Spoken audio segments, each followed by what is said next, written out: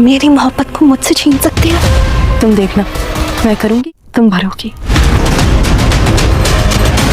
सारा, तुम्हारे सिवा किसी की ख्वाहिश नहीं, रिश्ता किसी की तमन्ना नहीं की कि मुझे अब लग रहा है कि मेरा तुमसे कोई रिश्ता नहीं है, लेकिन ना जाने क्यों तुमसे कोई ना कोई ताल्लुक रखना पड़ता है। मुझे तुमसे कोई रिश्ता नहीं बनाना।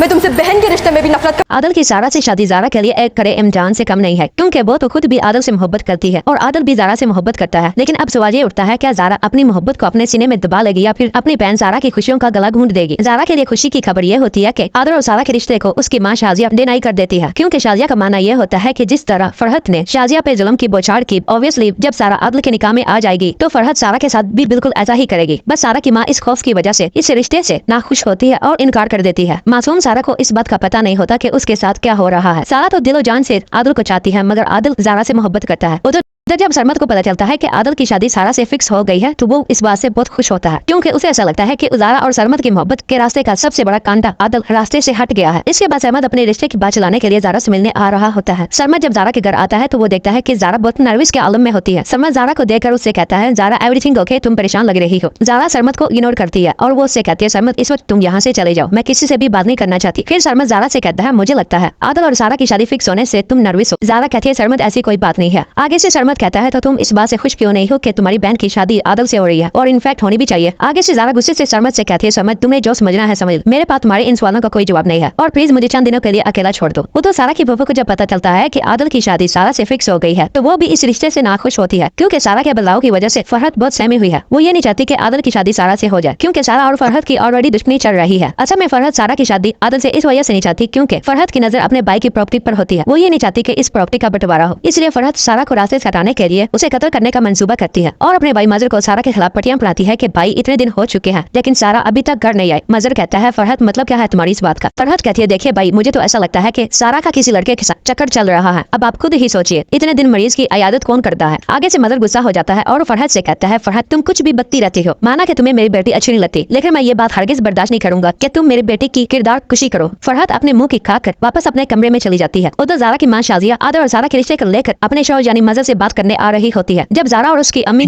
मजर के घर पहुंचे हैं तो सामने से मजर दरवाजा खोलता है। मजर जब अपनी बीवी को जिंदा पाता है तो वो एकदम हैरान ही रह जाता है और उसी की तरफ देखता रह जाता है। शाजिया आते ही मजर को बातें सुनाने लग पड़ती है और यहाँ तक कि उसका गिरेबान पकड़ लेती है और उससे कहती है, मैं तुम्हारे हाथों अपनी बेटी सारा की खुशियों का गला नहीं घूंटने दूंगी। जारा कहती है, मामा बाबा का गिरेबान छोड़ दे, लेकिन मजर को इस बात का यकीन नहीं आ रहा होता कि शाजिया उसके सामने जिंदा सलामत है। मजर आगे से कहता है, शाजिया तुम अब भी जिंदा हो। शाजिया कहती है, मजर तुम्हें क्या लगा मैं मर गई थी और मेरा यहाँ आने का मकसद तुम्हें खबरदार करना है कि तुम मेरे होते हुए मेरी मर्जी के खिलाफ मेरी बेटी की फरहत के बेटे से शादी नहीं कर सकते। अगर किसी ने मेरी बेटी के साथ और जबरदस्ती की तो मुझसे बुरा कोई नहीं होगा। ये कहकर जारा और उसके मुंह चले जाते हैं, लेकिन जारा और सारा जुड़वा बहने हैं, ये सच्चाई मजर को नहीं बताते। दोस्तों आगे से मजर इसी सोच में ही गुम रहता है कि उसकी बीवी अभी भी जिंदा है। दूसरी तरफ रक्षी के साथ मुकाफाते अमल होता है। जब वो अपने घर से शॉपिंग करने निकलती है तो वो रास्ते में देखती है कि उसका शोहर मुनव्वर एक आजादाना लड़की के साथ घूम रहा होता है। रक्षी मुनव्वर के पास जाती है और उससे कहती है, ये लड़की कौन है? मुनव्वर रक्षी को देखकर एकदम चौंक जाता है और वो रक्षी से कहता है, रक्षी तुम यहाँ क्या कर रही हो? आगे से रक्षी कहती है, मुनव्वर मुझे शर्म आती है तुम्हें अपना शोर कहते हुए, मैं अंधी थी जो तुम पे मर बैठी। इसके बाद रक्षी अपने मामू के घर चली जाती है।